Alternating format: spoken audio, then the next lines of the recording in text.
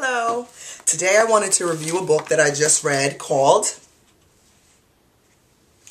Straight Talk from the Doctor, Your Doctor's Step-by-Step Guide to Living a Healthy Lifestyle.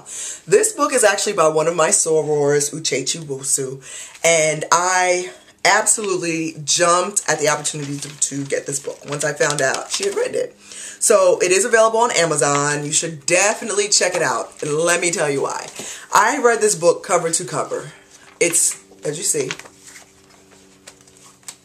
it's not a textbook. It's actually perfect. As someone who has struggled with healthy lifestyle, maintaining a healthy weight, and all that kind of thing, I was really interested to read this.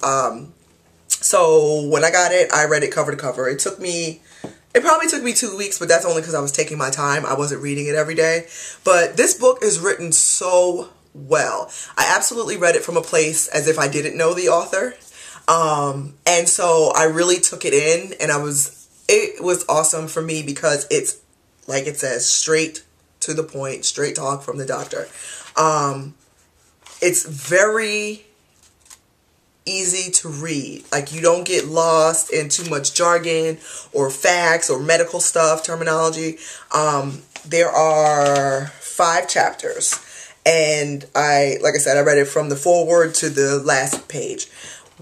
Okay, the first chapter is about why you can't lose weight, and she really did a good job of explaining different things or just different excuses or barriers that people tend to run into, regardless whether it's medical related or just your lifestyle or just your motivation.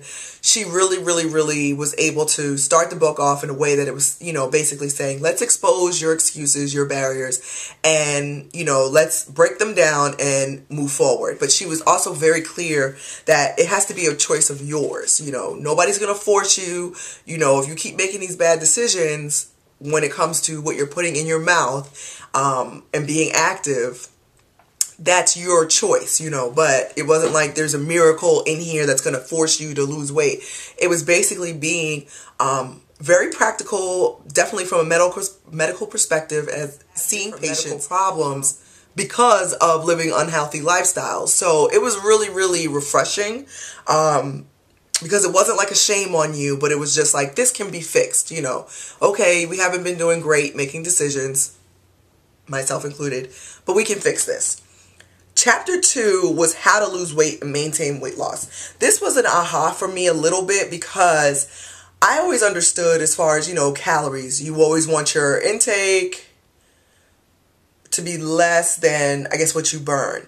But she really broke it down in a way explaining exactly why I don't know if you guys have heard, but like the magic number is always like a 2,000 to 2,500 calorie a day allotment. Never really understood why, but she really explained why that is, or why basically you do need to work out every day, because you do need to burn more calories than you take in to lose. But there is, I guess, a certain time, like if you get to your weight loss goal, you can kind of maybe even it out a little bit more. But to lose weight, I mean, there is a scientific way, regardless of what pill you take, what you do if you're trying to lose weight, and it's not surgically, what it is. Bottom line, this many calories to this,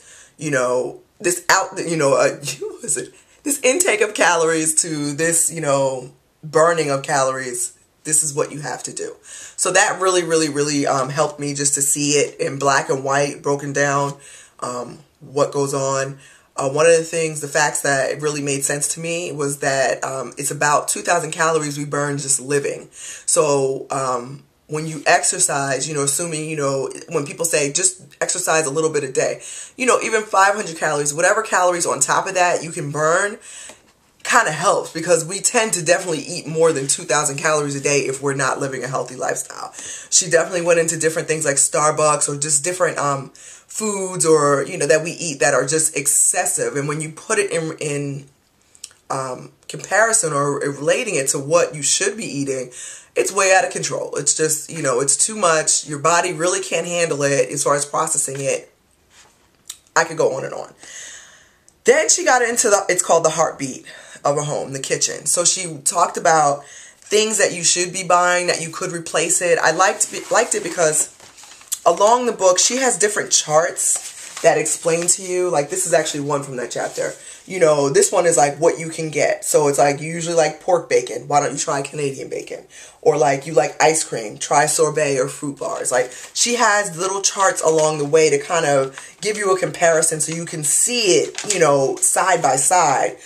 This is a comparison of what happens, you know, when you different fast food selections, what the difference is. And she goes through, like, for example, this is a premium Caesar salad with grilled chicken. It's 190 calories.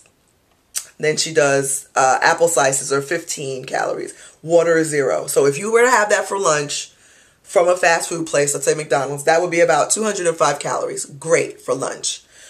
Let's go down to the lowest or the worst. Let's say bad. Double quarter pounder with cheese. That itself is 740 calories. Okay? 205 entire meal, 740 one part. Medium fries is 380 calories. A medium Coke is 210. Total calories for lunch, 1,330 calories. That is bad.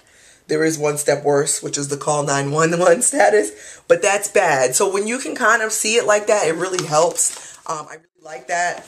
Again, because it is straight talk, there's not a lot of fluff and filler. It reads, it flows, and each subject really makes sense. But like I said, especially to someone like me who has battled with weight. Chapter 4 is healthy meal ideas. I absolutely love this chapter. I actually read every single recipe she has. Some of them are like color photos. She has suggestions for lunch, let's start at breakfast. For breakfast, lunch, I believe there's some snack options in here. And like actually, you know, like the temperature, like everything. It's a full out recipe. She's cooking. And then she also has in some recipes like things you can substitute for and what the caloric intake difference would be. Go me on that word. The last chapter is actually called The Bottom Line. And I'll be honest, that is kind of what took the cake of this entire book for me. It absolutely is the go out and get this book. The bottom line she discussed from different doctors that she had talked to. What will happen to you if you remain, just, there's no pretty way to put it, if you remain obese. If you remain unhealthy, this is, you know, these are different things that can happen to you. She got the perspective of an anesthesiologist, of a dermatologist, and a surgeon. And everything that they said, things that could happen or side effects or, you know, just the risk that you take, was just like, again, it was eye-opening. It's kind of like if you read this chapter and you could still go out and eat a Big Mac, you want to kill yourself. Like, you have no self-love. Because if you can read and see, you know, these different things that happen to you, and the risks that you take health-wise, you know, with your life, I was wild. I was definitely, like, some things I really didn't know, especially when it came to the dermatologist. I didn't even realize there are things that happen to your skin just from being obese. I really didn't. So, and the last page of the book is an action plan. And I love that. The action plan, it's 3 things, things that you're going to change, how you're going to incorporate being more physical, and what your life stressors are and how you're going to address them differently. And this book was awesome. Like I said, I read it. I was absolutely inspired. Another thing that I took to heart was that she basically was saying you do need to work out. Do some kind of physical activity every day.